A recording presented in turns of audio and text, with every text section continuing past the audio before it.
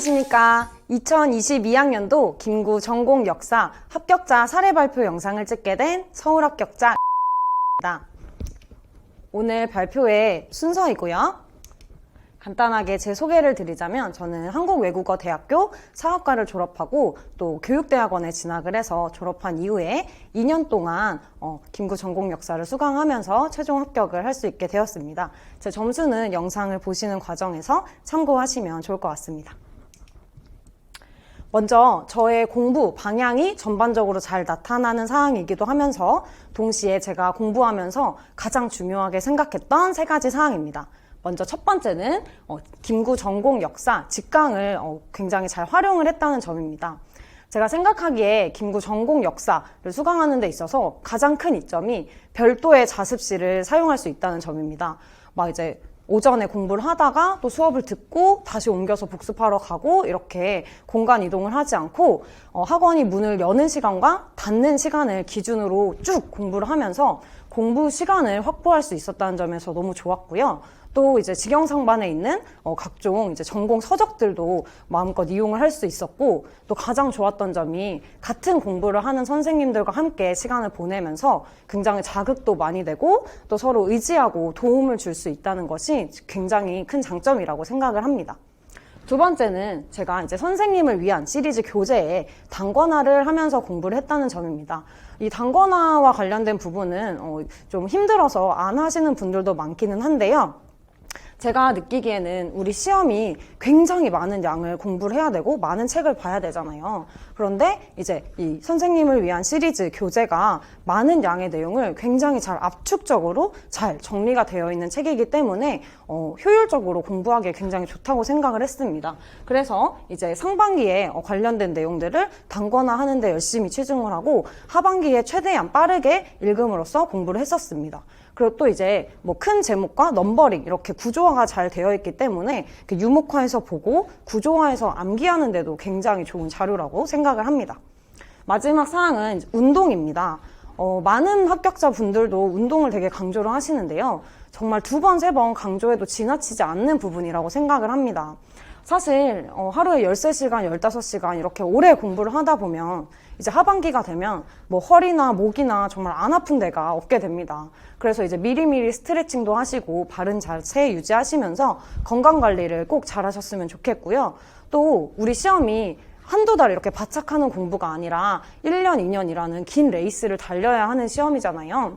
그래서 이제 8, 9월 넘어가면은 체력적으로 굉장히 힘들어집니다. 그래서 이제 미리미리 운동을 해서 기초 체력을 쌓아 놓는 것이 굉장히 중요한 일이라고 생각을 했습니다. 이제 1차 준비 과정에 대해서 말씀드릴 텐데요. 일단 가장 먼저 제가 초수 때 이제 1차에서 떨어지고 나서 재수 때 다시 공부를 하면서 내가 작년에 공부하면서 아쉬웠던 점들이 뭐였을까 이런 것들을 생각을 해봤었습니다. 그 부분들을 먼저 정리를 해봤는데요. 일단 첫 번째는 제가 먼저 교과서 내용들을 제대로 보지 못했었어요. 그런데 사실 우리 시험이 교육과정을 근거로 출제가 되기도 하고 또 교과서가 일단 기본적인 흐름을 잡는데 가장 기본이 돼야 되기 때문에 교과서 내용을 1, 2월 달에 미리미리 숙지를 하시는 게 좋을 것 같습니다. 왜냐하면 또 3월부터 이제 넘어가면은 각종 개론서나 수업 프린트들 이런 것들을 보기에도 치여서 교과서를 꼼꼼히 볼 시간이 굉장히 부족해요. 그런데 이제 2차 준비까지도 고려를 해보신다면 1월 달부터 꾸준히 교과서 내용을 숙지를 하시는 것이 좋을 것 같다고 생각을 합니다. 두 번째는 이제 위계화라고 써놨습니다. 사실 제가 초수 때는 교과서를 읽지 않았기 때문에 좀 기본적인 흐름이 잡히지 않은 상태에서 그 뭐 지역적인 사건이나 뭐 이름 뭐 지명 이런 것들을 막 외우려고만 했었거든요. 근데 그렇게 열심히 외웠던 게 결과적으로 재수 때는 도움이 되기는 했는데 이제 처음에 공부하시는 분들 입장에서는 좀 비효율적일 수 있을 거라고 생각을 합니다. 먼저 교과서나 뭐 교재를 보면서도 좀 큰 제목들을 보면서 기본적인 흐름을 잡으신 이후에 그 안에서 세부 사항들이 어떤 의미인지를 파악하시는 것이 효율적일 것 같습니다. 그리고 세 번째는 이제 기출 분석인데요. 사실 기출 문제를 보면 어떤 주제들이 중요하게 다뤄지고 있는지 그리고 아직 미출된 것, 그러니까 올해 출제될 것이 무엇일지 이런 것들을 좀 고려해서 볼 수가 있습니다. 그래서 기출 분석도 꼭 하셨으면 좋겠다라고 생각을 해서 넣어보았습니다. 그 마지막은 다인 스터디 활용 이렇게 써놨었는데요. 사실 혼자 공부하는 게 편하다고 생각하시는 분들도 굉장히 많은 걸로 알고 있습니다. 저 또한 올해 시험을 준비하면서 공부를 할 때 좀 하반기에는 제가 혼자 공부하는 시간을 확보를 하고 싶어서 스터디를 안 했었어요. 그런데 이제 처음에 공부하시는 분들은 혹시 내가 5개념을 가지고 있지는 않는지 이런 부분을 여러 명의 스터디원들과 함께 시간을 보내면서 많이 캐치가 되기도 하고, 또 하나의 내용을 각자 어떤 관점으로 어떻게 중요하게 생각하는지 이런 것들도 파악할 수 있기 때문에 여러 명과 함께 공부하는 시간도 굉장히 소중한 시간이었다고 생각을 합니다. 그럼 이제 제가 2022학년도 이제 준비를 하면서 시기별로 이제 김구 전공역사 커리큘럼을 따라서 시기별로 어떻게 공부 계획을 했는지를 말씀을 드리겠습니다. 보시면 일단 크게 전공 수업이 있는 날과 없는 날로 나누어서 계획을 했는데요. 없는 날의 경우에는 주로 오전에 교육학, 인강을 듣고 복습을 하고 남는 시간에 전공 공부를 추가적으로 했습니다. 교육학 부분은 제가 추후에 다시 언급을 하도록 하겠고요. 먼저 3월부터 6월 기본 심화 이론반이 진행될 때에는 먼저 수목 금토 각각 그날 수업 진도에 맞춰서 앞뒤로 예습과 복습을 하는 방식으로 하루를 계획을 했었습니다. 보시면 먼저 수업 때 해당 진도가 어디 나가는지를 알고 나서 이제 오전 시간에 수업 전에 그 부분에 해당되는 개론서를 읽었습니다. 초수 때는 주로 개론서만 읽었고요. 올해 공부를 하면서는 그 작년도 초수 때 이제 제가 단거나 했던 작업을 새로운 교재에 다시 옮겨서 썼었습니다. 사실 단거나를 하는 과정에서 제가 이미 중요하다고 생각했던 것들을 잘 요약을 해서 정리를 해놨었는데, 그 부분들이 요약이 되어 있기 때문에 진도와 관련해서 빠르게 다시 한번 예습을 하는데 되게 도움이 많이 됐었던 작업이라고 생각을 합니다. 그리고 이제 수업을 듣고 나서 점심 먹고 이후 오후 시간에는 이제 수업 때 했었던 프린트를 복습을 하고, 그 프린트 안에서 제가 오전에 단거나 옮겨놨었는데 거기 없는 부분들, 새로운 것들을 추가하고, 또 마지막에는 스터디를 하면서 정리를 했었습니다. 이때 스터디는 그날 진도 나갔던 부분과 관련해서 교재 내용을 통으로 인출을 하는 그런 4인 스터디를 진행을 했었습니다. 그리고 일요일은 휴식을 취했습니다. 제가 단거나 했던 교재 부분인데요.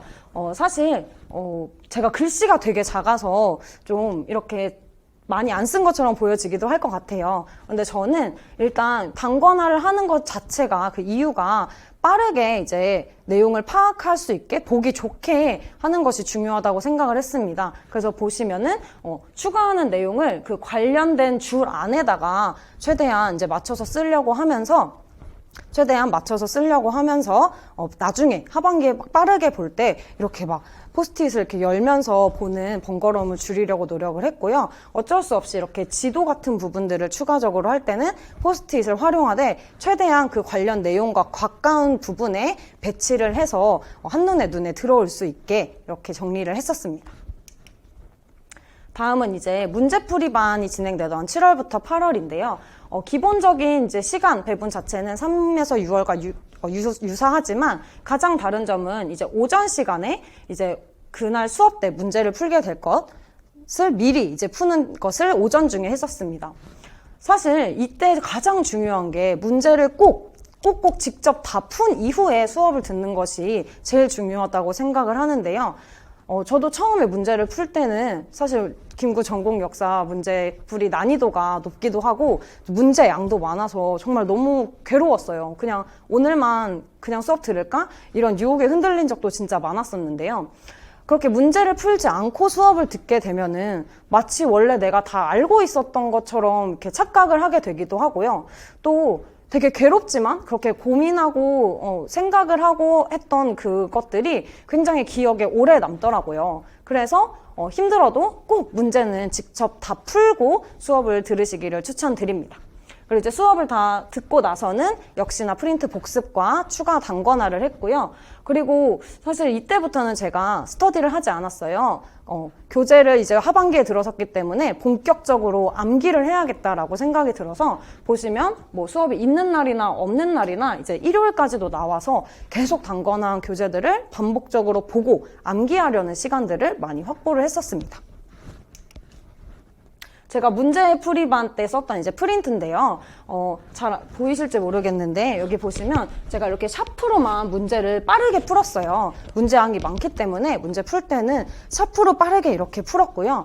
이제 수업을 들으면서는 이제 필기를 펜으로 했었습니다. 그리고 답을 불러주시는 것들은 파란 색깔 펜으로 제가 다시 한번 적으면서 이것의 답을 한 번 더 암기하는 과정을 거쳤고요. 그리고 제가 틀렸던 부분들은 또 빨간색으로 이렇게 밑줄을 쳐서 나중에 다시 한번 볼 때 틀렸던 문제들이 빠르게 눈에 들어올 수 있도록 이런 식으로 프린트를 풀었습니다. 그리고 이제 마지막 9월에서 11월 모의고사 반이었는데요. 이때는 보시면 오전 시간에 매일매일 교육학과 한문 사료 공부를 했었습니다. 교육학은 우리가 실제 시험 때 가장 먼저 보게 되는 시험이잖아요. 그래서 최대한 몸의 그 리듬을 맞추기 위해서 교육학을 항상 먼저 1시간 정도 공부를 했었고, 이제 그 다음에는 제가 한문에 정말 약했기 때문에 이런 약점을 보완하기 위해서 매일매일 조금씩 한문 공부를 했었습니다. 그리고 이제 남은 시간들은 거의 다 이제 암기하는 데 위주로 썼는데요.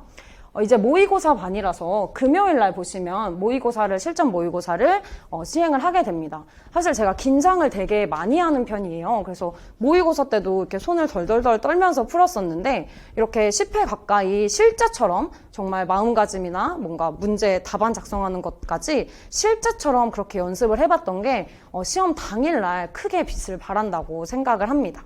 그래서 꼭 힘드시더라도 모의고사는 최대한 많이 풀어보시기를 추천드립니다. 이렇게 모의고사를 풀고 나면은 해설 강의를 듣고 이렇게 되면은 굉장히 하루가 진이 다 빠져요. 그래서 이때는 해설 강의 듣고 집에 가는 경우도 많았는데요. 어떤 날은 이제 끝나고 남아서 모의고사 틀렸던 부분 오답노트를 작성을 했고 그날 집에 가는 경우에는 다음날 이제 토요일에 오답노트를 만드는 시간을 가졌습니다. 그리고 이때는 이제 마지막 시험 보기 한 3주 전 앞두고는 제가 다시 스터디를 진행을 했습니다. 이때는 이제 교재를 부분으로 나누어서 나올 만한 주제들을 논의해보는 짝 스터디를 구성을 했는데요. 이제 하루마다 이제 역사교육론, 한국사, 서양사, 동양사 이렇게 나누어서 첫 주차에는 그 범위를 4개로 나누고 두 번째 주에는 범위를 이제 반반씩 나누고 마지막에는 하루에 한 과목을 아예 통으로 돌려보는 식으로 해가지고 교재를 굉장히 빠르게 회독할 수 있었다는 점이 저에게 도움이 많이 됐던 것 같습니다. 범위를 어떻게 나누었는지는 제가 카페에 합격 수기 올려놓은 것을 참고하시면 좋겠습니다. 그리고 이제 일요일 날은 이제 교육학 모의고사를 몰아서 푸는 그런 시간을 가졌습니다. 제가 이제 오답노트와 이제 인출 노트를 작성했던 예시를 가져와 봤는데요. 먼저 오답노트는 제가 이렇게 아이패드를 활용해서 작성을 했었어요. 이제 제일 위에 보시면 제가 영역별로 점수 계산을 해서 내가 지금 어느 부분이 부족한지를 좀 알아보려고 했었고요. 정리를 했었고요. 그리고 이제 틀린 문항들을 이렇게 문제지를 먼저 이렇게 해놓고 문제를 풀고 난 다음에 좀 이해가 안 되는 부분들은 이렇게 출처와 관련된 그리고 관련된 내용들을 좀 개론서에서 찾아서 또 편집을 해서 근처에다가 같이 붙여 놓았습니다. 그래서 나중에 이제 오답노트만 볼 때는 개론서에 있는 내용들까지 한 번에 볼 수 있도록 이렇게 정리를 해봤습니다. 그리고 이제 인출 노트인데요. 제가 이제 하반기에 교재를 암기할 때 암기펜을 활용을 했었습니다. 그래서 이렇게 보시면 빨간색으로 암기펜을 쳐놨는데요. 교재를 이제 정독을 하면서 이 부분은 내가 답으로 요구되면은 못 쓸 것 같다. 이런 부분들을 생각을 하면서 정말 정독을 하면서 암기펜을 쳤습니다. 이렇게 한번 교재를 한 바퀴 돌리고 그 다음에 이제 아크릴판으로 대고 인출을 하면서 또 한 바퀴 돌리고 이런 식으로 암기를 해나갔는데요. 그 아크릴판에 대고 인출을 할 때 제가 인출이 안 되는 부분들이 있었을 거잖아요. 그렇게 인출에 실패한 부분들을 따로 이렇게 인출 노트를 만들어서 정리를 했었습니다. 문제로 틀렸던 것을 오답노트로 이제 정리를 하고, 인출에 실패했던 것을 인출노트로 정리를 하고, 이렇게 하다 보니까 이제 시험 직전에 나 이제 이것만 보면 모르는 게 없다. 이런 자신감이 생겨서 불안감을 줄이는데도 굉장히 큰 도움을 받았었던 것 같습니다.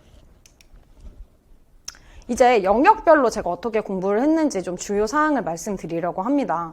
먼저 역사교육론인데요. 사실 사범대나 이렇게 역사 교육과를 나오지 않으신 분들은 역교론을 처음 접해보시는 분들이 굉장히 많아요. 저도 물론 대학원을 나오긴 했지만 역사교육론이 굉장히 내용 자체도 많이 낯설어서 어려웠던 기억이 납니다. 그래서 역사교육론은 일단 이해를 깊게 하시는 것이 중요한 것 같습니다. 사실 이제 문장으로, 책이 이제 개론서가 문장으로 풀어져 있다 보니까 그냥 읽고 있으면 마치 이해가 되는 것처럼 느껴지는데요. 막상 이제 스터디를 할 때 뭐 특정 개념과 같은 주제들을 입으로 설명을 하려고 하면 아, 내가 이거를 잘 이해를 못하고 있었구나, 이렇게 깨달았던 적이 많아요. 그래서 이제 이 역교론 개론서를 보실 때는 이렇게 문장별로 끊어서 정말 단어 하나하나까지 내가 이거를 잘 지금 이해를 하고 있는지 이렇게 생각을 하시면서 꼼꼼하게 음미를 하시면 좋을 것 같다고 생각을 했습니다. 그리고 제가 저도 그렇지만 많은 분들이 역사교육론 점수가 진짜 안 나와서 초반에 많이 괴로워하세요. 그때마다 김태규 선생님께서 역교론은 도노 점수의 학문이다, 언젠가 딱 느껴지는, 깨닫는 날이 올 거다, 이렇게 격려를 많이 해주셨거든요. 그 많은 분들이 또 그 말에 공감을 하셨던 것 같아요. 이제 하반기가 되면은 어느 순간 그렇게 노력했던 것들이 빛을 발하니까 절대 포기하지 마시고 꾸준히 공부를 하셨으면 좋겠습니다. 그리고 이제 두 번째 사항은 구조화입니다. 구조화와 관련된 부분은 사실 역교론뿐만이 아니라 다른 과목도 마찬가지죠. 하지만 그 한국사나 뭐 세계사처럼 이렇게 시간 순서대로 공부를 하는 것이 아니라 역교론은 사회과학적인 학문이기 때문에 구조화해서 이해하고 암기하지 않으면 답으로 쓸 때 굉장히 어렵습니다. 문제가 이렇게 주어졌을 때 그 문제가 어느 책의 어느 부분에 나오는 내용이구나, 이렇게 파악을 하시면 답안도 그 카테고리, 그 범주 안에서 쓰신다면은 답으로 인정될 수 있는 보다 자신감 있는 답을 쓰시는데 도움이 될 것이라고 생각을 합니다. 이 구조와 관련해서 저는 이제 스키머를 활용을 했는데요. 보시면 김구 전공역사 카페에 올려져 있는 자료가 있어요. 그 스키마 자료 안에다가 제가 교재 내용을 다시 이렇게 요약을 했어요. 글씨가 굉장히 작아서 안 보이실 수도 있을 것 같은데 저는 아이패드를 활용해서 이렇게 확대해 가면서 봤었거든요. 그래서 이제 요런 내용을 본다 하면은 이제 한눈에 이 제목, 이 주제, 이 책, 이렇게 구조화가 한눈에 딱 들어오기 때문에 암기하는 데 굉장히 효율적이었던 것 같습니다. 그리고 제가 이제 밑에는 주제별 정리 이렇게 써놨어요. 예를 들면 내러티브나 토론 수업, 이런 개론서에 여러 군데에 자주 등장하는 중요하게 다뤄지는 주제들이 있습니다. 저는 이제 내러티브 부분을 예시로 가져왔는데요. 이게 교재에 갈색 책에 내러티브 되어 있는 부분이에요. 근데 이제 저는 옆에 보시면 종이에다가 남색 책이나 녹색 책에 나오는 내러티브 부분까지 한 번에 정리를 해서 이렇게 딱 붙여놨어요. 그래서 이제 보면서 내러티브는 정말 이것만 보면 끝난다, 이런 마음을 가지고 좀 자신감을 얻을 수 있었던 것 같습니다. 그리고 이제 신간도 자꾸 출제가 되고 있는데요. 제 생각에는 이 신간 부분은 김태균 선생님께서 이제 문제풀이반 때 나눠주시는 프린트를 이제 반복적으로 보고 또 교재에도 수록이 되어 있으니까 그 부분을 이제 자주 그냥 보시면은 충분할 것이라고 생각이 들었습니다. 다음은 한국사입니다. 한국사는 사실 서양사나 동양사, 역교론과 달리 바이블이라고 이렇게 딱 지칭될 만한 개론서가 없잖아요. 하지만 봐야 될 존재하는 개론서들은 너무 많죠. 길잡이, 신트, 뿌셈, 푸역, 너무 많은데 이거를 다 읽는 것은 불가능하다고 생각을 했습니다. 그래서 특히나 더 이 선생님을 위한 한국사 교재에 집중해서 공부를 했었습니다. 정말 교재 내용을 토시 하나 빠뜨리지 않고 다 외운다, 달달 외운다 라는 마음을 먹고 공부를 했었는데요. 공부를 하다가 이제 좀 이해가 안 되는 부분들은 해당 개론서를 찾아서 발췌독을 하는 방식으로 공부를 했어요. 근데 이제 수업을 듣다 보면은 구영모 선생님께서 이 부분은 이 개론서 어느 파트 보시면 좋을 것 같아요, 이렇게 조언을 해주시는 부분들이 있거든요. 그런 거를 이제 참고해서 하시면 좋을 것 같습니다. 그리고 특히 한국 근현대사는 고등학교 한국사 교과서가 정말 중요하다고 생각을 합니다.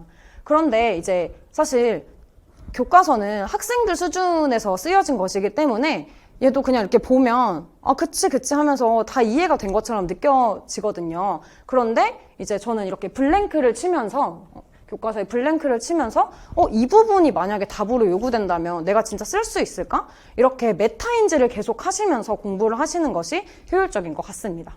또 그리고 이제 이 부분에서는 어떤 자료가 활용되었는지 이런 것들도 출판사마다 다르기 때문에 꼭 확인을 해보셨으면 좋겠고요. 또 어떤 출판사의 경우에는 중요한 내용인데도 불구하고 본문이 아니라 탐구학습으로 빠져있는 경우들도 있어요. 그래서 교과서는 정말 이런 사료나 자료나 탐구학습 부분까지 꼼꼼하게 보시기를 추천드립니다. 다음은 서양사입니다. 서양사는 여러 나라의 역사를 한 번에 다루기 때문에 굉장히 복잡합니다.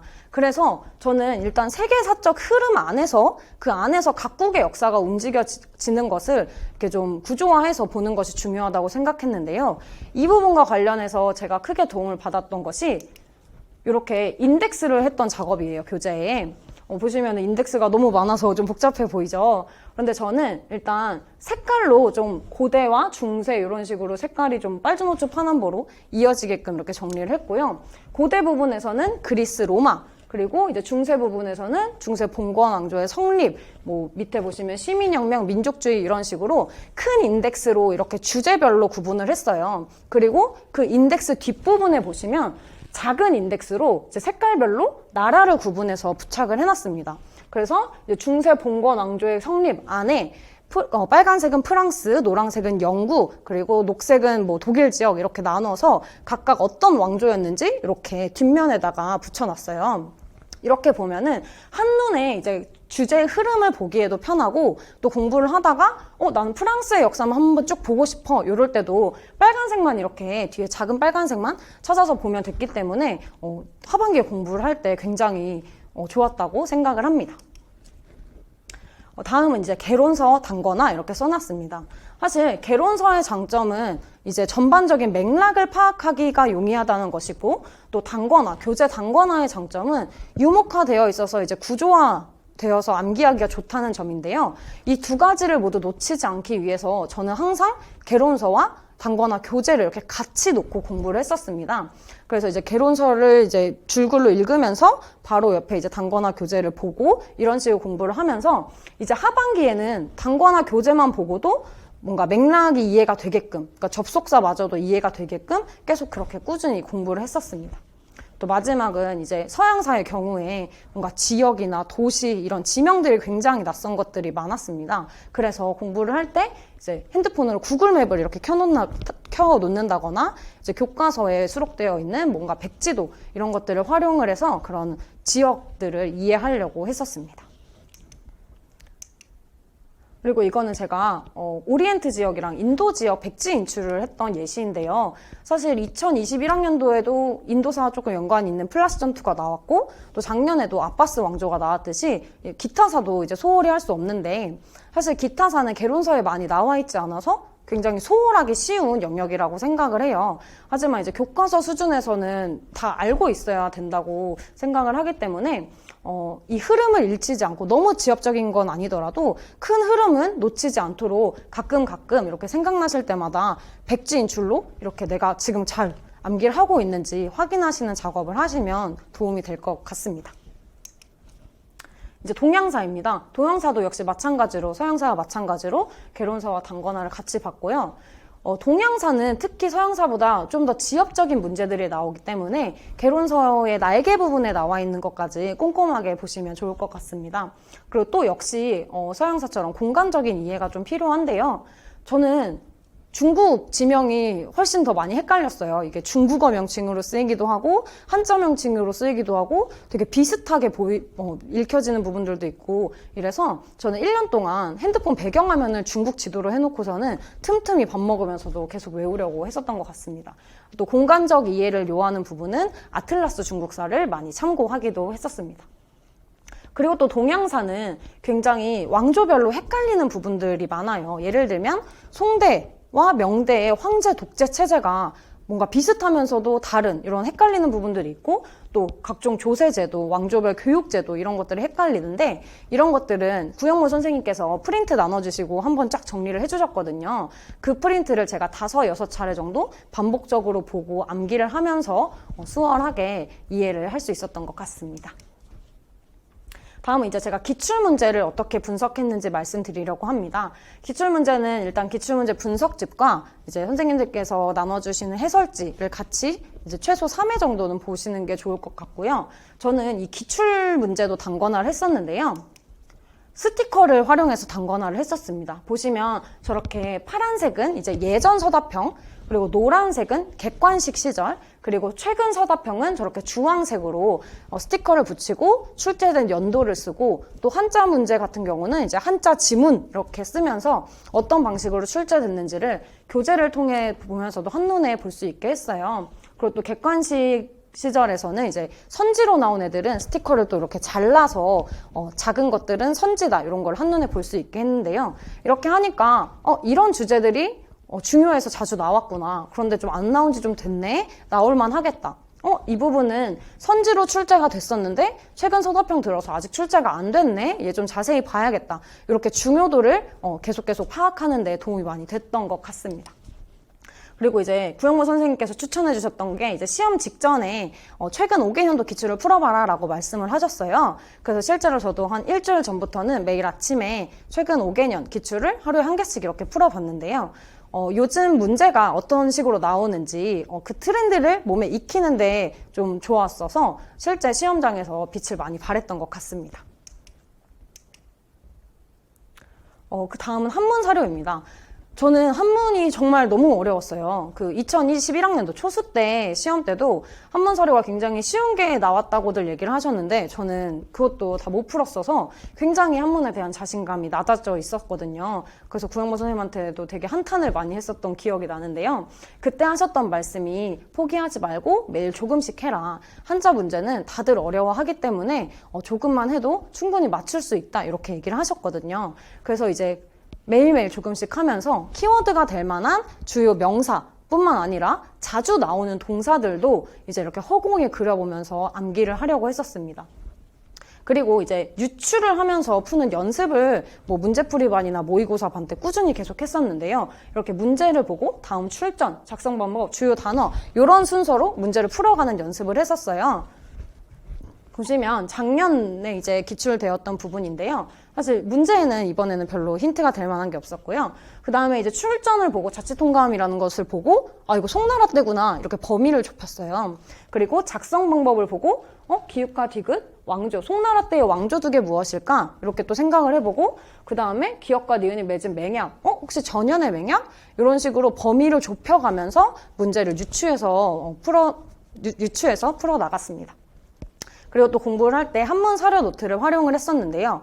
처음부터 한자를 해석하기는 좀 힘들었어요. 그래서 보시면 먼저 이제 국문 해석을 꼼꼼하게 보면서 이런 내용이구나 흐름을 한번 잡고 또 그 안에서 빈칸으로 나올 수 있을 만한 키워드들을 밑줄을 쳤습니다. 그리고 나서 이제 한자를 그 국문 해석에 맞추어서 해석을 해 나갔습니다. 맞추어서 해석을 나가면서 밑줄 쳤던 그 키워드에다가 이제 동일한 부분에 또 밑줄을 치면서 이런 식으로 한문에 익숙해지려고 노력을 많이 했었습니다.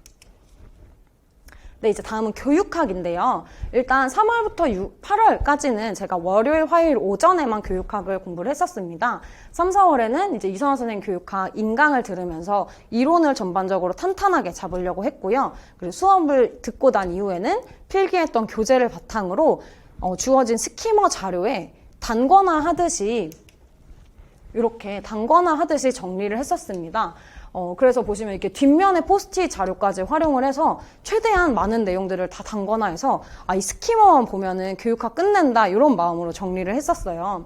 역교론과 마찬가지로 교육학도 또 사회과학적인 학문이기 때문에 이런 식으로 큰 주제부터 구조화해서 정리를 해두시고 암기를 하는 것이 효율적인 것 같습니다. 또 특히나 교육학의 경우에는 이제 적용 문제, 활용 문제들이 많이 나오고 있기 때문에 문제에서 이 부분에서 출제가 되었다라고 했을 때 답도 그 바운더리 안에서 이제 적용하고 활용하는 방식으로 해야 답안으로 인정될 수 있는 확률이 큰 것 같아요. 그래서 좀 이렇게 구조화해서 암기하시는 것이 좋지 않을까라고 생각을 합니다. 그리고 이제 5월부터 8월까지는 이제 인강은 듣지 않았고요. 방금 제가 보여드린 그 스키마 자료를 암기하고 이거를 백지로 인출하는 스터디를 진행을 했었습니다.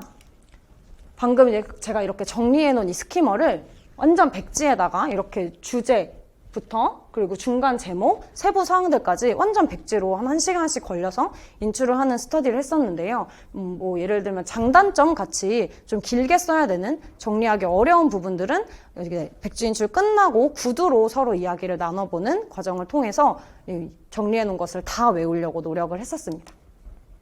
그리고 이제 마지막 9월에서 11월에는 아까도 보여드렸듯이 이제 월화가 아니라 매일매일 아침 교육학을 조금씩 하려고 했는데요. 이때는 정리해놓은 스키머에 더해서 이서환 선생님이 이제 그 키워드 자료집으로 주시는 익히 있잖아요. 그거를 이제 전공처럼 암기펜을 치면서 또 아크릴판으로 가려서 인출하고 이런 방식을 더해서 공부를 했었고요. 또 일요일마다 모의고사 5, 6회씩을 몰아서 풀어보는 시간을 가졌어요. 너무 많기 때문에 다 이제 비포에 답안지를 쓸 수는 없었고 한두 개 정도만 풀고 이제 나머지는 개요만 작성하는 식으로 해서 최대한 많은 문제를 풀어보려고 노력을 했었습니다. 네, 이제 2차 준비 과정에 대해서 말씀드리겠습니다. 먼저 지도안. 사실 저도 처음에 정말 아무것도 없는 그 비포 용지에 지도안을 쓰려고 했을 때 너무 막막했어요. 뭐부터 써야 될지, 어느 위계로 써야 될지 너무 막막했는데요. 우리 뭐 카페에 올라와 있는 합격 수기 안에도 보면 되게 다양한 지도안들이 나와 있습니다. 그런 지도안들을 이렇게 참고해서 몇 가지 보시고 이제 스터디 하면서 이제 지도안을 연습을 해 가시면서 나한테 맞는 스타일이 무엇인지를 먼저 잡아 가시는 것이 중요할 것 같습니다. 그리고 또 이제 지도안은 정말 시간과의 싸움이기 때문에 시간을 줄일 수 있는 부분들은 최대한 많이 줄여주시는 게 좋은데요. 그거를 이제 줄일 수 있는 부분이 바로 학생활동 부분인 것 같습니다. 그래서 학생 활동 부분은 만능 틀을 아예 만들어서 10분 안에 빠르게 작성할 수 있도록 연습을 해나가시면 좋을 것 같습니다. 그리고 가장 중요한 게 이제 교과서 필수 내용 요소를 쓰는 거라고 생각을 해요. 어떤 분들은 이제 자료를 통해서 유추할 수 있는 키워드들을 가지고 판서를 하시고 수업을 진행을 하시고 하시는 경우들도 있는데요. 그러다 보면 교과서에서 필수 내용 요소로 들어가 있는 부분을 빠뜨릴 수가 있어요. 그러면 이제 감점이 되기 때문에 그런 부분들을 보완하기 위해서는 자료를 통해서 유추만 하지 마시고 미리 내용 요소들을 다 파악하고 암기하시고 있는 게 좋을 것 같아요. 그러기 위해서는 이제 이 지도안은 제가 수업 실현할 것을 미리 작성을 해보는 것이기 때문에 실현 때 할 판서를 떠올리면서 그 안에 내용 요소들을 다 지도안에 녹여내시는 것이 좋지 않을까 이렇게 생각을 하고요. 또 이제 지도안은 말씀드렸듯이 시간과의 싸움이기 때문에 12월에는 이제 연습을 하시고 뭔가 지웠다 쓰셨다 오랜 시간 동안 투자하시는 것도 좋지만 1월 달에는 정말 비포에 현장 시험처럼 비포에 55번 맞춰서 연습을 매일매일 하시는 것이 실제 시험 당일에 굉장히 크게 도움이 될 것이라고 생각을 합니다. 수업 실현입니다. 수업 실현은 지도안 때도 말씀드렸듯이 판서 노트를 만들어 놓으시는 것이 되게 좋은 것 같은데요. 일단 소단원 제목만 딱 보고도 이렇게 판서해야지 암기했던 것이 딱 떠올라야 시간을 많이 줄일 수 있을 것 같아요. 그래서 암기했던 이제 판서를 떠올리고 이제 그 판서를 이제 주어진 조건이나 자료를 보면서 조금씩 변형하는 방식으로 하시면 좋을 것 같습니다. 이 판서 안에 지금 자료가 이게 주어져 있다 하면은 그 자료에서 뭔가 키워드를 이렇게 뽑아내서 진행을 해야지 이런 식으로 생각을 하면서 하시면 좀 구상 시간을 줄일 수 있을 것이라고 생각을 합니다.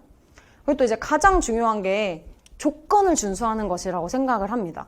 연습을 계속 하다 보면 남들이 하는 모든 것을 다 하고 싶거든요. 뭔가 구호, 이렇게 블록타임 안내, 순회지도 굉장히 많은 것들을 하게 되는데 이런 것들을 다 하게 되다 보면 어느 순간에 주객전도가 돼버려서 정말 조건으로 주어진 그리고 자료로 주어진 중요한 것들에 소홀할 수밖에 없게 돼요. 그래서 좀 뭔가 알맹이가 빈 수업 실현이 된 것 같은 그런 느낌이 많이 듭니다. 그래서 일단 조건을 가장 먼저 준수를 하셔서 조건에 충실하시고 그 사이에 필요한 것들 한 2-3개를 넣어서 좀 탄탄한 그런 수업 실현을 준비하시면 좋지 않을까 이렇게 생각을 합니다. 저는 사실 12월부터 판서 노트를 하려고 계속 시도를 했었는데요. 이게 너무 시간이 오래 걸리다 보니까 자꾸 밀리는 거예요. 그래서 1월 달이 됐는데 판서 노트는 없고 너무 불안하고 그랬었거든요. 그래서 이제 비상교과서 지도서 안에 내용 정리된 부분들을 이렇게 주제 아래에다가 그냥 편집하는 형식으로만 판서노트를 그냥 편집해서 들고 다녔어요. 그래서 그냥 이거를 암기해서 써야지 이렇게 생각을 했는데, 사실 만약에 처음부터 이렇게 했어도 뭔가 좀 이 상태에서 그냥 변형만 해서 쓰면은 암기하고 제가 활용을 하는데 좀 더 효과적이지 않았을까? 이렇게 생각을 합니다. 네, 이제 다음은 면접입니다. 면접 준비를 할 때는 크게 이제 이론과 시책 두 가지로 나누어서 구분이 될 수 있을 것 같은데요.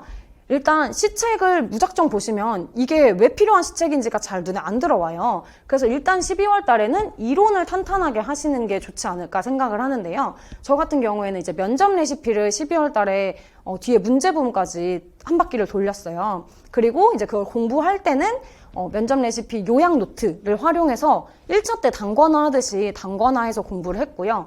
그 이론이 조금 잡힌 이후에는 이제 서울시 시책을 보면서 이 내용 안에서 지금 서울시에서 시행되는 시책들을 이렇게 옆에 또 같이 단권화해서 나중에 시험 직전 2주 전에는 정말 얘만 들고 다니면서 봤던 기억이 납니다. 굉장히 효과적인 방법이라고 생각을 합니다. 그리고 또 면접과 관련해서는 구체적인 프로그램들을 공부할 때 미리미리 조금씩 구상을 해나가시면 여기저기 활용하기 되게 좋은 것 같습니다. 예를 들어서 이렇게 생태전환 교육이나 독서 교육관 같은 주제 안에서 내가 학급 운영을 할 때는 어떻게 시행할 수 있을까? 역사 교과로는 어떻게 시행할 수 있을까? 이런 것들을 좀 미리미리 차근차근 생각을 해놓으시면은 답변을 하실 때 굉장히 편할 수 있을 것 같습니다. 그리고 이제 답변을 구조화하는 연습도 하셔야 될 텐데요. 먼저 이제 채점이 되는 부분, 그러니까 본론 부분을 구조화해서 답변을 하실 때 저 같은 경우에는 그냥 주르륵 얘기하는 게 아니라 일단 차원을 나누어서 구조화를 하고 그 안에서 첫째, 둘째, 셋째 이렇게 구분을 했어요. 뭔가 교육 주체, 그러니까 학생, 학부모, 교사 차원 이렇게 나눈다던가, 혹은 교사, 학교, 교육청 차원으로 나눈다던가, 학생의 인지적 혹은 정서적 발달 이렇게 나누어서 하시면은 훨씬 답변이 깔끔하고 구조화되어 보이는 효과가 있는 것 같습니다. 그리고 시간이 남으면은 개념이나 배경 이런 것들을 인트로, 아우트로, 멘트로 활용을 했고요. 그리고 역시 실험도 마찬가지고 면접도 마찬가지지만 실제 시험과 유사하게 12월 달부터 꾸준히 연습을 하시는 게 중요하다고 생각을 하고요. 또 면접과 관련해서 저희가 덕을 많이 봤던 것은 교육감 신년사를 분석했던 것입니다. 이번에 서울시 조희영 교육감 신년사가 굉장히 길었어요. 근데도 저는 이제 왔다 갔다 하는 길에 한 3-4번 정도 정독을 했고, 또 스터디원들과도 이 어떤 부분이 출제될 수 있을까 이런 거를 나누는 시간도 가졌었는데요. 교육감 신년사를 보면은 지금 현재 교육청 차원에서 강조되고 있는 사업이 무엇인지 파악을 할 수가 있을 뿐만 아니라 이게 면접 구조화나 면접 답변 구조화나 인트로 아우트로 멘트에서도 계속 활용을 할 수 있기 때문에 또 이게 내가 공부했다 이런 티가 나거든요. 그래서 신년사를 꼭 분석을 하시기를 추천드립니다. 네, 이렇게 제가 공부했던 과정에 대해서 쭉 말씀을 드렸는데요. 긴 시간 동안 들어주셔서 감사합니다. 올해는 여러분들이 꼭 합격을 하셔서 함께 교단에서 뵙길 기원하겠습니다. 감사합니다.